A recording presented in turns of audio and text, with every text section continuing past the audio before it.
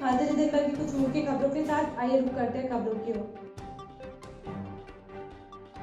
इस बुलेटिन के प्रायोजक हैं आदर मसाले।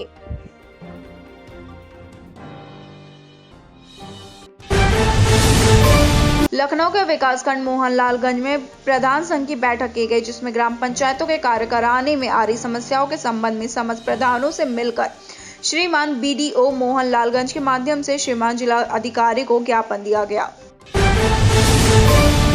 8 साल के बालक की तालाब में डूबकर मौत। उन्नाव जनपद के कोतवाली पूर्वा क्षेत्र के ग्राम दयाल खेड़ा में गुरुवार को 8 वर्षीय किशोर रमाकांत बकरी चराने गया था, जहां दत्तनई तालाब में नहाते वक्त डूब गया। साथियों ने परिजनों को सूचना दी। मौके पर पहुंचे परिजनों ने सब उतराता देख बाहर निकाला। हालांकि समाचार बताने तक परिजनों ने पुलिस को सूचना नहीं दी। कोतवाली क्षेत्र के गांव दयाल खेड़ा निवासी अशफीरदी लाल जो मजदूरी करता था, उसका 8 वर्षीय पुत्र रमाकांत ने गांव के बच्चों के साथ बकरी चराने गया था, जहां घर से 500 मीटर दूरी पर स्थित दत्तनई तालाब में नहाने लगा। तभी पैर फिसल गया और गहराई में जाकर डूब गया। साथियों ने घर पहुंचकर सूचना दी। परिजन मौके पर पहुंचे तो शव उतराता देख सबको बाहर निकाला। शव देख परिजनों का रो रो कर बुरा हाल है। मृतक अपने माँ बाप का अकेला चिराग था। माँ सावित्री, बहनों में ज्योति, नैना, रंजना का रो रो कर बुरा हाल है। समाचार बताने तक परिजनों ने पुलिस को सूचना नहीं दी थी। गांव की पुकार सुनो सरकार, कीचड़ भरे रास्ते से निकलना हो रहा है दुश्वार। सरकार बड़े बड़े दावे करती है, नेता अपने भाषणों में विकास की गंगा बहाते हैं और पोस्टर और नेताओं के विकास के दावे देखते हैं तो लगता है सच में राम राज्य आ गया है। लेकिन जब हम धरातल पे आके देखते हैं तो नजारा कुछ और ही नजर आता है। जी हाँ, हम आपको बता दें कि तहसील बीघापुर ब्लॉक पूर्वा के अंतर्गत एक गाँव पड़ता है उचवा, जहाँ के ग्रामीण अपने गाँव की बदहाली पर रो रहे हैं। इस गांव में आने जाने के लिए एकमात्र रास्ता है जो एक कच्चा मार्ग है। जरा सी बारिश में इस मार्ग से निकलना मुश्किल हो जाता है। 2 पहिया और 4 पहिया वाहन निकलना दुर्लभ होता ही है। पैदल निकलने के लिए भी भारी मशक्कत करनी पड़ती है। गांव वासियों का कहना है कि इस क्षेत्र के विधायक माननीय विधानसभा अध्यक्ष ही हैं, लेकिन फिर भी कोई नेता यहाँ के लोगों का दर्द नहीं सुन रहा है। प्रधान से लेकर गांव के लोगों ने कई जनप्रतिनिधियों से रास्ते को डामरीकरण कराने की मांग की, लेकिन किसी को भी गांव वासियों का दर्द नहीं समझ आया। जब झूठे वादे और आश्वासन देकर विलुप्त हो जाते हैं। गांव के निवासी कुलदीप वर्मा, सचिन आलोपी, गोवर्धन, विजय, कंधाई, धर्मीन, पप्पू, पार्वती से बात की गई तो बताया कि बारिश में तो पैदल निकलना भी मुश्किल हो जाता है। 4 पहिया वाहन तो गांव के बाहर ही खड़े करने पड़ते हैं। कई सालों से हम लोग रास्ते को बनवाने की मांग कर रहे हैं, लेकिन कोई सुनता नहीं है। सब झूठ के वादे कर जाते हैं, लेकिन यहाँ है कि कब इनके दर्द को कोई समझेगा। आखिर आजादी के 70 साल बाद भी इस उपेक्षा का शिकार हो रहे हैं गांववासी। इस गांव तक पहुंचने की मूलभूत सुविधा आने जाने के लिए रास्ता अभी तक क्यों नहीं बनवाया गया और कब यहाँ के वासियों को इस समस्या से मुक्ति मिलेगी। गाँव के पुकार सुनो सरकार, कीचड़ भरे रास्ते से निकल हो रहा है दुश्वार। उन्नाव जनपद के मोरावा क्षेत्र में कोरोना जैसी भयानक वायरस को मद्देनजर रखते हुए जिलाधिकारी उन्नाव के निर्देश अनुसार लॉकडाउन किया गया, जिसमें आज कस्बा सहित क्षेत्र के सभी दुकानदारों ने अपने अपने प्रतिष्ठान बंद किए हैं, जिसका असर देखने को मिल रहा है। बताते चले कि मोरावा थाने प्रभारी राजेंद्र सिंह राजावत के निर्देश अनुसार एएसआई बनवारी लाल, सीताराम मिश्रा, जय नारायण मिश्रा, कांस्टेबल कन्हैया सिंह, अजय मिश्रा, सज्जाद अली सहित भारी पुलिस बल के साथ दुकानदारों से अपील करते हुए दुकानें बंद कराया और सभी लोगों से अनुरोध करते हुए कहा कि आप अपने अपने घरों में रहें, अनावश्यक बाहर ना निकले। यदि विशेष जरूरत पड़ने पर ही निकलें, फिर भी तो मास्क लगाकर ही निकलें। वैसे यहाँ कस्बा क्षेत्र के सभी व्यापारियों ने अपनी सुरक्षा से ही दुकान बंद कर दी थी। दबंग कोटेदार का भ्रष्ट रवैया और मनमानी चरम पर, विकलांग वृद्ध द्वारा दर की ठोकरें खाने को मजबूर। जहां एक और केंद्र सरकार और प्रदेश की योगी सरकार इस भयावह कोरोना महामारी के चलते गरीब, बेबस व असहाय लोगों को मुफ्त राशन देने को वचनबद्ध है, तो वहीं दूसरी ओर कोटेदार लोग सरकार की मंशा पर खुलेआम पानी फेरते नजर आ रहे हैं। प्रत्यक्षदर्शियों के मुताबिक नगर पंचायत टिकैत नगर से चंद कदम दूरी पर स्थित ग्राम सुर्रा में राशन वितरण के लिए कोटेदार राम तिरहत को चयनित किया गया है, लेकिन राशन तो बस नाम मात्र लोगों को ही मिलता है। गांव के ही एक वृद्ध होली प्रसाद, जो कि एक विकलांग है, इनका कहना है कि इस कोरोना और लॉकडाउन में सरकार फ्री में राशन बांट रही है, लेकिन मेरे यहाँ तो पूरा पैसे देने पर भी राशन नसीब नहीं होता। ग्रामीणों के मुताबिक कोटेदार लोगों से अपने घर पर ही अंगूठा लगवा लेता है और कहता है कि अभी राशन आके बांट रहा हूँ। उसके बाद 2 या 3 दिन बीत जाता है लेकिन राशन नहीं दिया जाता। कोटेदार से दोबारा कहा जाता है तो राशन की जगह पे गालियां मिलती हैं।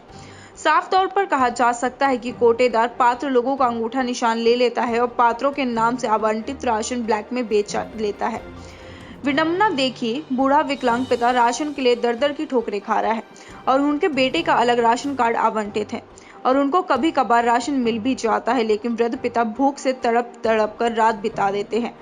गांव के प्रधान विनोद जी इस संबंध में पत्रकार अखिलेंद्र गुप्ता से दूरभाष कर संपर्क किया तो उन्होंने कहा कि हाँ, यह समस्या बहुत पुरानी है, ये बात सही है। गांव के कोटेदार राम तीरथ ऐसे ही करता है, उसके खिलाफ आपको जो भी एक्शन लेना है ले सकते हैं, हमारी तरफ से पूरी छूट है। साफ कहा जा सकता है कि सरकार अगर छप्पर फाड़ के चाहे जितना भी दे डाले, लेकिन इस कलयुग में महान आत्माएं किसी भी सरकारी सुविधाओं को जनता तक पहुंचने नहीं देती। अब ये देखना यह है कि कब वह दिन आता है जब इस भ्रष्टाचारियों पर तहसील और जिला प्रशासन की नजर पड़ती है और कब इन वृद्ध और विकलांग पिता को 2 जून का भोजन। जी बाबा जी, क्या नाम है आपका? होली प्रसाद। जी होली प्रसाद। अच्छा, कहाँ रहते हैं? सुरम। क्या समस्या है आपकी? समस्या है, गल्ला हमको नहीं मिल रहा है। नहीं दे रहे हैं, कौन दे नहीं दिया था। कहीं उठा लगा जा और जति दूर आप यहाँ आए हैं, अच्छी दूर चल कर अंगूठा लगवा जाए तो कहीं चलो हमें लगवा जाते, या फिर कहीं अंगूठा नहीं लगा फिर कैसे देंगे? अंगूठा लगवा लिए थे लेकिन राशन नहीं रहे थे। अब फिर नहीं दे, अंगूठा नहीं लगा, अंगूठा नहीं लगवाए? अभी नहीं लगा, गए रहा है। प्रधान से मिले थे? प्रधान कहा नहीं। प्रधान कौन है? विनोद। विनोद प्रधान है। विनोद से आपने बताया था कि राशन नहीं मिलता है? नहीं बताया? तो प्रधान से तो मिलना चाहिए। उसे कोई लोग मिले, हम तो नहीं मिले, कई लोग मिले नहीं, कोई नहीं दवा पाए। अच्छा, और बांटता कौन है राशन? बांटता है राम तीरथ। गाँव में बंटता है? अपना हुआ बांटा था। कहाँ पर? दक्षिण वाले पुरा में। वहीं पे आपका वहीं बंटता है? रहे थे। अच्छा, तो आपका राशन वहीं मिलता है? हाँ। चलिए ठीक है। और किसी को आसपास मिलता है किसी को? हाँ, कुछ लोगों को मिला, कुछ लोगों को नहीं मिला। आपके घर में कितने लोग हैं? हमारे घर में 2 लोग हैं। बस 2 ही लोगों का खाली? आप और आपके पत्नी है बस? हाँ, और लड़का बच्चा? हाँ, चल जाएगा, वो पाइन। अच्छा, वही पाइन है उनके अलग बना हुई? हाँ, उनका अलग बना। अच्छा, चलो ठीक है। कानपुर विकास दुबे सड़क हादसे के बाद एनकाउंटर में काफी सवाल सामने आ रहे हैं। वहीं समाजवादी पार्टी से एमएलसी सुनील सिंह साजो ने कहा कि हमारे मुखिया अखिलेश यादव ने तो पहले ही कह दिया था कि गाड़ी तो नहीं पलटी, लेकिन सरकार पलटने से बच गई। अपराधी को सजा मिलनी चाहिए, लेकिन यहां से सारे राज दफन हो गए। वहीं सूत्रों के अनुसार टीओवी गाड़ी में नहीं बैठा था विकास दुबे, टोल प्लाजा से सफारी गाड़ी में बैठकर पार हुआ विकास दुबे। जिस गाड़ी में था निकलता हुआ विकास दुबे का वीडियो वायरल साफ बयां कर रहा है। पुलिस ने खाली टीओवी गाड़ी पलटकर योजनाबद्ध तरीके से विकास दुबे को दिखाया एनकाउंटर, जिसके सूत्रों के अनुसार लोग कहते हुए नजर आ रहे हैं, जबकि पुलिस का कहना है कि विकास दुबे गाड़ी पलटने के दौरान भागा और वो भी सरकार असलहा छीन कर वहीं अपने बचाव से एसटीएफ ने फायरिंग की, जिससे विकास दुबे घायल हो गया और अस्पताल पहुंचते ही वहां मृत घोषित कर दिया गया। लेकिन पूरे मामले में यही सवाल खड़े होते हैं कि यदि विकास दुबे को भागना ही था तो फिर उज्जैन महाकालेश्वर में जाकर उसने अपने आप को क्यों कहा कि मैं विकास दुबे हूं कानपुर वाला, एवं साथ चल रही मीडिया की गाड़ी टोल प्लाजा पे रोकने का क्या मतलब था? देखिए, हमारे नेता माननीय अखिलेश यादव जी ने बिल्कुल स्पष्ट कर दिया है और कह दिया है कि कार नहीं पलटी है, योगी सरकार पलटने से बच गई है। उसका इनकाउंटर हुआ, उसके जो कर्म थे, जो उसका काम था, जो उसका अपराध था, उसकी सजा यही हो सकती थी।